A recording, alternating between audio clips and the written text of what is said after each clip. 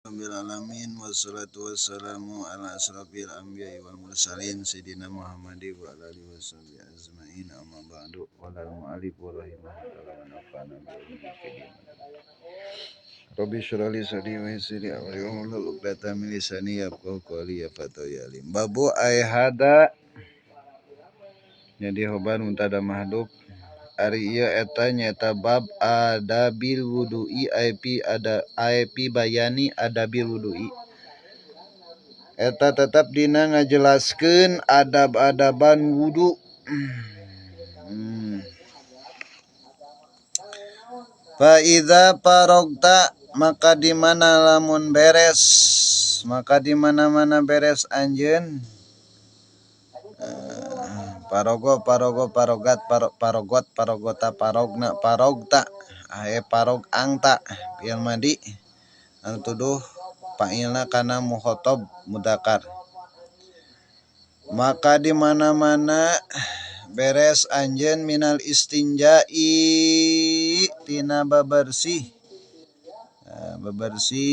tina ngising atawa tina ngisang pala tatrukis siwaka pala maka ulah ninggalkeun anjeun ieu tah lanahi maknana ulahnya utruk la tatruk maka ulah ninggalkeun anjeun asiwaka kana nyiwak alias nyusur niatan nyusur teh nya nawaitu siwaka sunnatalillahi ta'ala mun boga susur mangpaatkeun sabab naon fa innahu mutahharatun lil fami siwak teh bahwasanya nyusur teh eta mutahhiratun ngabersihkeun lil fami kana baham mungkin zaman Rasul kapungkur teh aya sikat giginya ayana susur janten susur eta alat ngabersihkeun waos nya ayeuna mah nya aya sikat gigi tapi aya sikat gigi gen teu ngaleungitkeun kana faidahna nyusul sabab susur eta paninggalan sejarah Kanjeng Rasulullah sallallahu ya tak sunah nama sunah nyusur gitu nyikat mah nyikat heula nyusur gitu wa mardatun jeung ngaridokeun ye nyusur teh lirabbi ka pangeran ka Gusti mantak ngaridokeun jadi medianya nyusur oge media karidoan Gusti bisa digosok urangnya kuwaos tata carana tinggal dina sarahna nya cepeng alus nama nu rada panjang susurna nya sajengkalan mah gitu tuluy kurang capitkeun nya tengah-tengah gosokkeun kanan kiri lalepkeun ka tengah ya gitu nya bari niatan nah teh sejak kaula nyusur sunat karena Allah Ta'ala sebutkan sunnah berarti padamlan Kanjeng Rasul yang tak pantas wa mardotun lirabbi ngaridokeun ka Gusti wa muskhitatun lisyaitani wa muskhitatun jeung ngaijidkeun mantak jadi bendu halusnya mantak panas ya ka setan teh mantak jadi ijid mantak jadi ngewa tak kuduna urang brutal teh dina takwa nek merangan setan mah ya setan panaseun nya ku migawena pasunahan mantakan setan mah muskhitah mantak ngaijidkeun nya setan Gususur teh ijideun setan mah mantak ngaijidkeun di setoni ka setan wa sholatu tayima paidahna nya jadi fungsi nama eta tah mutahhiratun lil fami wa mardatun lirabbi nu katiuna wa musitatun lisyaitani ya eta fungsi pengaruh terbesar urang ulah ninggalkeun siwak nya tiu paidahna mutahhiratun lil fami wa mardatun lirabbi wa muskhitatun lisyaitani tayima paidah fungsina wassalatu bisiwakin umpama urang samemeh salat ngangge siwak ta ieu padilahna Wa sholatu bisiwakin afdalu min sab'ina sholatan bila siwakin. Wa sholatu siwakin jeung ari salat nya di mubtada mudhof ilaih. Wa sholatu bisiwakin jeung ari salat bisiwakin kalawan make nyusur, make nyiwak. Iku afdalu eta lebih utama min sab'ina tibatan 70 kali salat. Ya. Bila siwakin anu eta salat 70 teh tanpa siwak. Jadi ngabandinganana 70 hiji banding 70 anu 70 eta tanpa susur.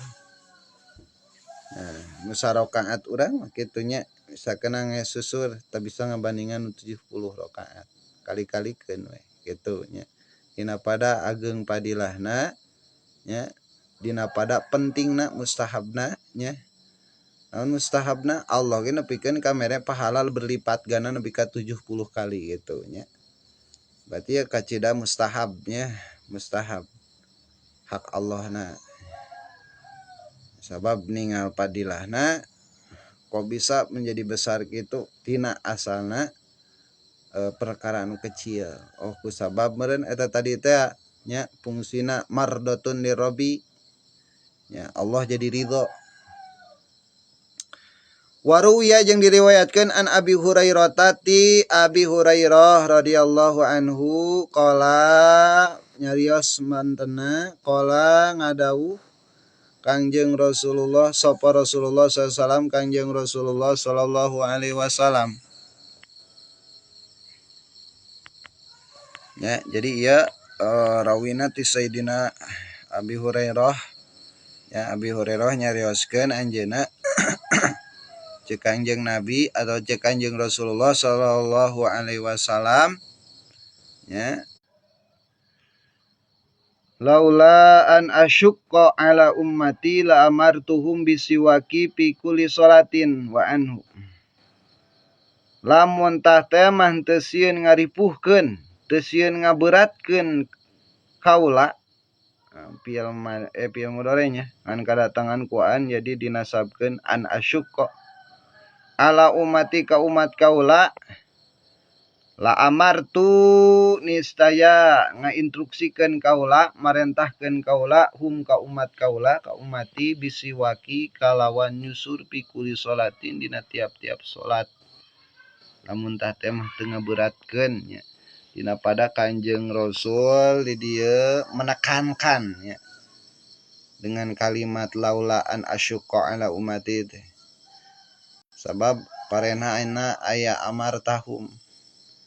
Mantak usahakeun bisa mah nya berarti geus aya nya. Kuduna diamalkeun ieu teh nya siwak teh.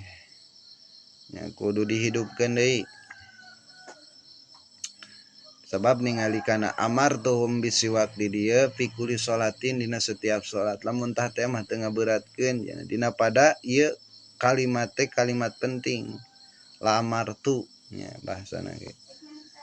Yakti nisaya kaula rek ngainstruksikeun marentahkeun ka umati kana nyiwak. Wa anhu jeung ti Kanjeng Nabi sallallahu alaihi wasallam umirtu bisiwaki. Ya. Umirtu diparentah kaula cik Abi Hurairah bisiwaki kana nyusur. Wayahna roh meureunna Abi Hurairah wayahna ente mah kudu nyusur. Tapi secara gamblang teu mantak usupna sunnah.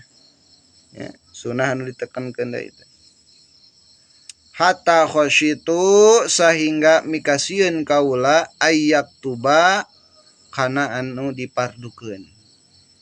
Ya, sabab kalimatna geus rada mendekati kana instruksi wajib.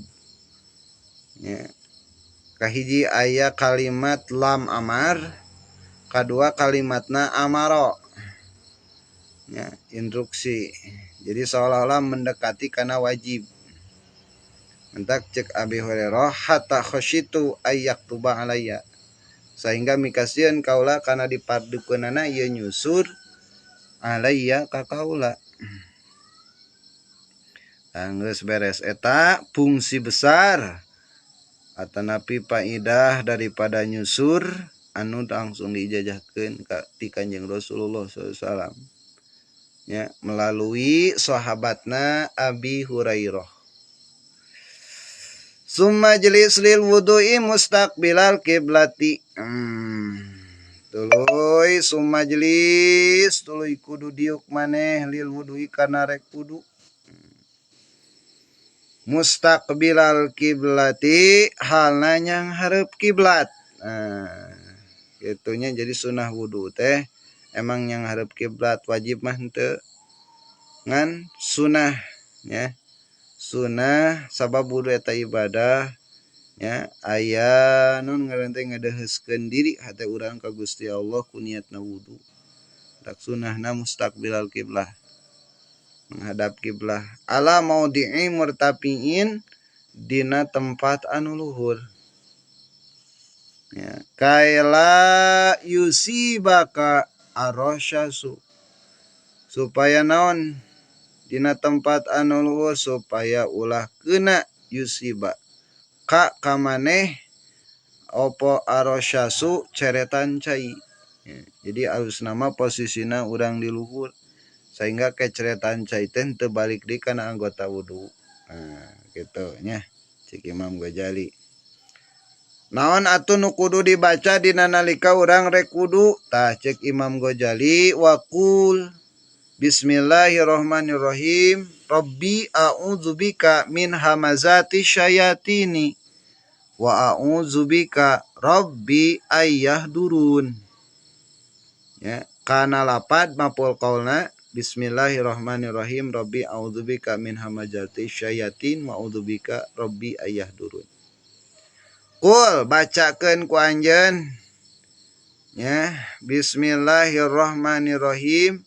Rabbi ya, cek urang mah nun Gusti Pangeran abdi. Jadi kalimat Rabbi ieu kalimat bahasa sopanna hamba kanu jadi pangeranana. Ya, mencara anak mah kaos kanu jadi bapa. Ya, jadi henteu langsung nyebat jenengan asma Allah, tapi Rabbi, ya, Rob. Ya. Nun Gusti Pangeran abdi a'udzu. Ya, kalimat ieu kalimat ta'awud. Anu mana ieu kalimat mencara semanja hamba mah semanja hamba na ka Gustina. Kalimat a'udzu teh lir ibarat budak anu ngenta pertolongan kanu jadi kolotna. A'udzu bika a'udzu abdi teh nyalindung bika ka Gusti. Ya, biasa ari Sunda mah make teh nya. Idealna kalimat bahasa Sunda. Abdi teh nyalindung Gusti bika ka Gusti min hamazati syayatin tina panggoda pirang-pirang setan. Ya, jadi setan emang nikmatna jadi jalma takwa, jadi jalma nu beriman teh tatahnya.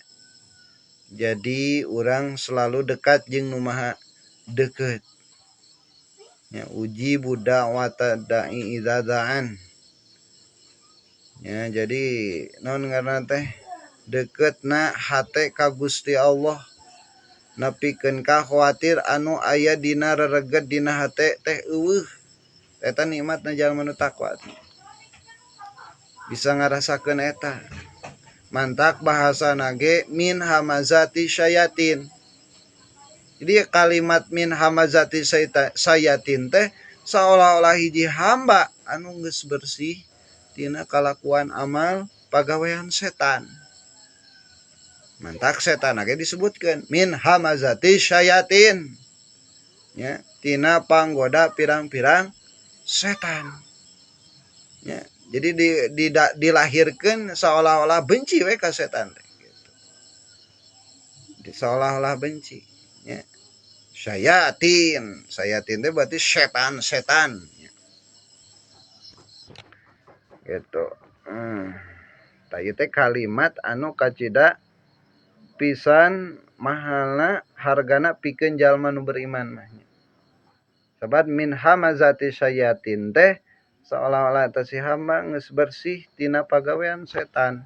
mantak diucapkeun min hamazati sayatin tina panggoda pirang-pirang setan ya. Sabab kulu khair kulu syarin setiap kagorengan bi amali setan yuhibu amal setannya kesapan setan makana amal kagorengan teh ya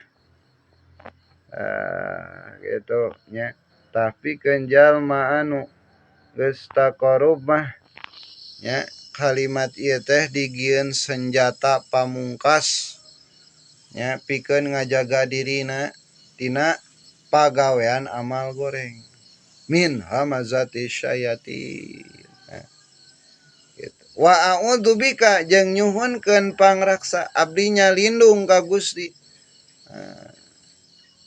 abdi berlindung ka bika ka Gusti teh Robbi nun Gusti pangeran abdi ayah duruna kana hadirna pirang-pirang setan boro-boro urang beramal kana ngalaksanakeun instruksi kana kagorengan anu bijina ti setan hadir oge setan bungeun sieunun nyabuktosna Kanjeng Sayyiduna Umar Ibnul Khattab 50 meter oge ku sabab cahaya iman geus diterapkeun ku Gusti Allah nya dina hatena 50 meter ge setan geus ngabecir karek ngadenge leumpangna hungkul nah gitunya jadi fungsina sangat gede doa ieu teh sabenerna mah nya jadi lain mung saukur babacaan hafalan hungkul tapi lamun geus nerep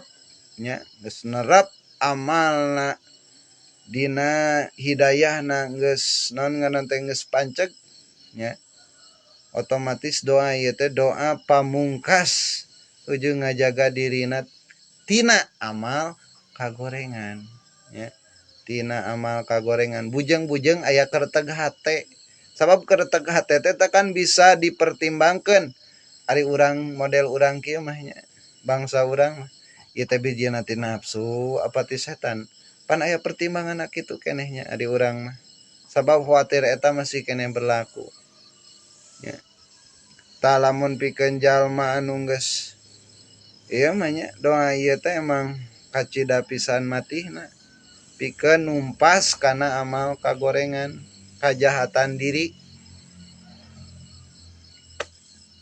mentak hadirna oge setan teh geus sieunun nah gitu Robbi ayah duruan ya bahasa ayah duru teh beureun hadirna gitu jadi hadirna ge geus eueuh setan dina hate urang alias berarti meureunnan hatena geus istiqomah hitna bitaqwa wal istiqomah teh nu kitu nya jadi amalna teh gawena teh kahiji lil khair we nya pastabikul khair kadean nya dina hatena eueuh kereteg-kereteg anu goreng nya ayana teh nu aralus we nu anu nuntun kana jalan kahadean hayangna teh ibadahnya tah eta teh bagus batinya ku Allah geus dibere tadi teh mah nya nu tina nasoil ibad jadi geus dibere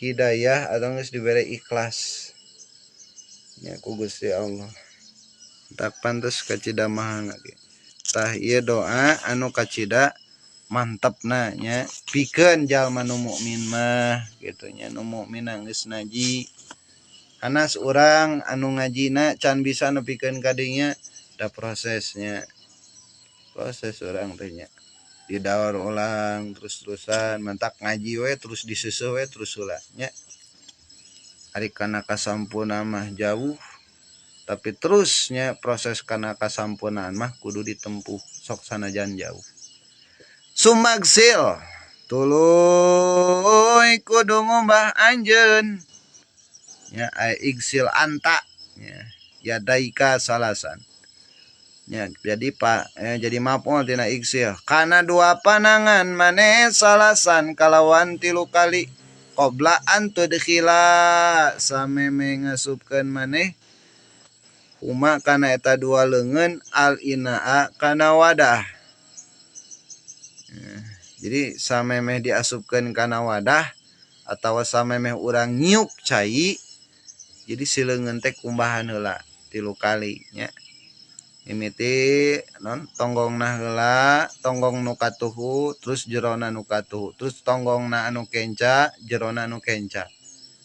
Kitu nya, dikumbah heula ku urang.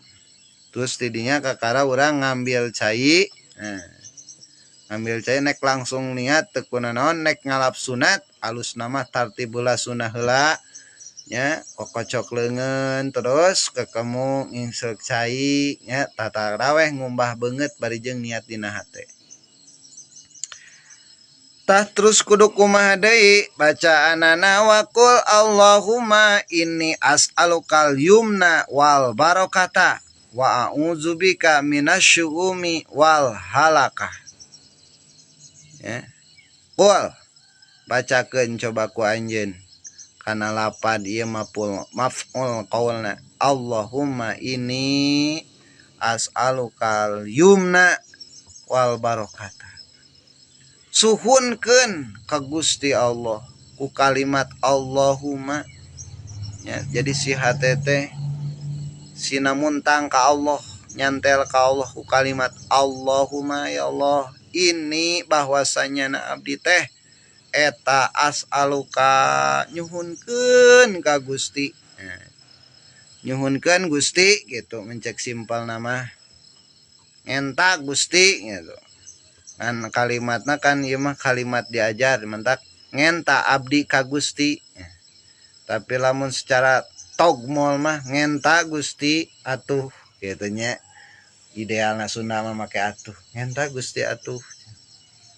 Kana naon al yumna kana kakuatan. Yumna teh kakuatan, penta kakuatan teh nya. Kakuatan naon? Kakuatan iman, kakuatan beramal, kakuatan pikiran, kakuatan keyakinan. Itu teh perlu dicas gitu nya. Ngecasna kunaon? Ku dipenta kana bogana. Sabab nu merena eta Gusti Allah teh. Ya lamun teu dipenta mah iman jeung hidayah ge nya moal napi-napi atau merenang gitu nya kudu dipenta. Iman kudu dipenta, pangampurana kudu dipenta, ilmuna kudu dipenta, gitunya hidayahna kudu dipenta, taufikna kudu dipenta, ulah kudu disebutkeun hungkul nya. Si eta mah can menang hidayah, ari urang geus menta can hidayah ka Gusti Allah nya, ari kitu aya mah nya. Urang geus menta can taufik ka Gusti Allah nya. Tong gampang ieu ka baturnya. Penting urang we pentingkeun mah diri urang sorangan. Ya Allah abdi nyuhunkeun hidayah jeung taufik ka Gusti. Kitu nya. Sabodo batur mah. Nya, menek doakeun ku urang lamun urang geus meunang eta hidayah jeung taufik. Ya Allah mudah-mudahan si anu meunang hidayah jeung taufik. Nah. Gitu. Wal barokata jeung kana kaberkahan. Barokah ti Gusti Allah. Nah, lamun urang hayang barokah ari dipentah henteu. Nya eta masih kene dalam titik salah. Kudu barokah, mantak kecap barokah dibaca terus dipenta ku urangnya nek dina pernikahan, nek dina daharnya. Nah, dahar ge kan Allah barik lana bima rojatnya, Allah mabarik. Jadi kalimat Allah mabarik sering kurang dibaca. Nek dina nincak urang bulan, nek nincak dina urang kana poe, dina waktunya penta kaberkahanana. Mamam kaberkahanana teh kahadeanana nu dina eta aya dina perkara. Oh, wal barokata jeung kana kaberkahan. Eta hiji penta teh. Ngenta kakuatan jeung kaberkahan. Panjang lah lamun dibaca amanya. Kakuatan jeung barokah teh. Tapi urang geus boga akal jeung pikiran bakal bisa nyurahkeun sorangan. Kakuatan naon nu kudu nu keur diperlukeun ku urang? Iman kah nya, amal kah, hidayah kah, taufik kah? Eta aya dina diri urang. Ya, wa a'udzubika jeung abdi nyalindung bika ka Gusti teh minasyaumi tina kagorengan syaum. Syaum teh kagorengan nya dapang Kangjeng Nabi mah pandi maksum diberembung kana ngalaksanakeun kagorengan teh kaawonan teh ya sabab dimaksum teh non diraksa ku Gusti Allah tamantak kurang ge kudu dipenta abdi nyalindung ka Gusti tina kagorengan sabab tadi penta mah bakal terus we berbuat goreng urang ge nya nah kitu mantakan kudu dipenta nyalindung abdi ka Gusti minasyaumi tina kagorengan wal halakati jeung kacilakaan. Apal entenya doana urang teh hayang salamat penta urang supaya ulah cilaka dina setiap perkara mantak ieu diterapkeunana dina nalika non nyiuk urang kana cai kokocok leungeun lah nya intina bari baca ieu nu macana lisan maca mantuan hate nu pusatna ka Gusti Allah nu nyantel namanya mantak